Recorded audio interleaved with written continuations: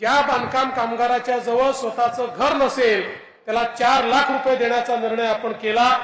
बांधकाम कामगारांना सामाजिक सुरक्षा मिळाली पाहिजे याकरता एक कायदा तयार झाला आणि त्या कायद्यामध्ये जेवढं काही बांधकाम चालतं त्याचा मॅन्डेटरी काही पैसे हे या मंडळात जमा करावे लागतील अशा प्रकारचा नियम झाला।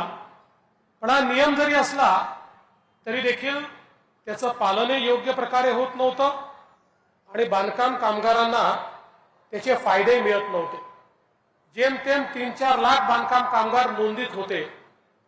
ज्यावेळी मी मुख्यमंत्री झालो आणि मुन्नाजींना या मंडळाचं अध्यक्ष आपण केलं आणि त्याच वेळी देशाचे प्रधानमंत्री मोदीजी यांनी देखील आम्हाला हे सांगितलं की बांधकाम कामगारांकरता वेगवेगळ्या योजना सुरू झाल्या पाहिजे, त्यांचं रजिस्ट्रेशन झालं पाहिजे आणि मग आपण मोठ्या प्रमाणात ते रजिस्ट्रेशन सुरू केलं। मला आठवतं की 5 लाखावरनं हे रजिस्ट्रेशन आपण 20 लाखापर्यंत नेलं। आज जवळपास 38 लाखांपर्यंत हे आपण रजिस्ट्रेशन नेलेलं आहे आणि हे जे सगळे नोंदित बांधकाम कामगार आहेत अशा सगळ्यांकरता मग वेगवेगळ्या योजना आपण सुरू केल्या।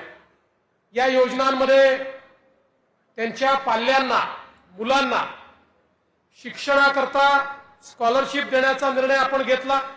पहिलीपासून तर ग्रॅज्युएशन पर्यंत वेगवेगळ्या प्रकारच्या स्कॉलरशिप आपण देतो। त्यांना जर आयकॉनिक इन्स्टिट्यूशन मध्ये ऍडमिशन मिळाली तर त्याची सगळी फी देखील आपण त्या ठिकाणी देण्याचा निर्णय घेतला।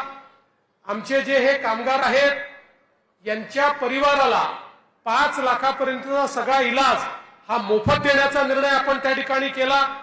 एवढंच नाही तर कौशल्य प्रशिक्षणाच्या माध्यमातून मुलांना स्किल ट्रेनिंग देण्याचा निर्णय आपण केला।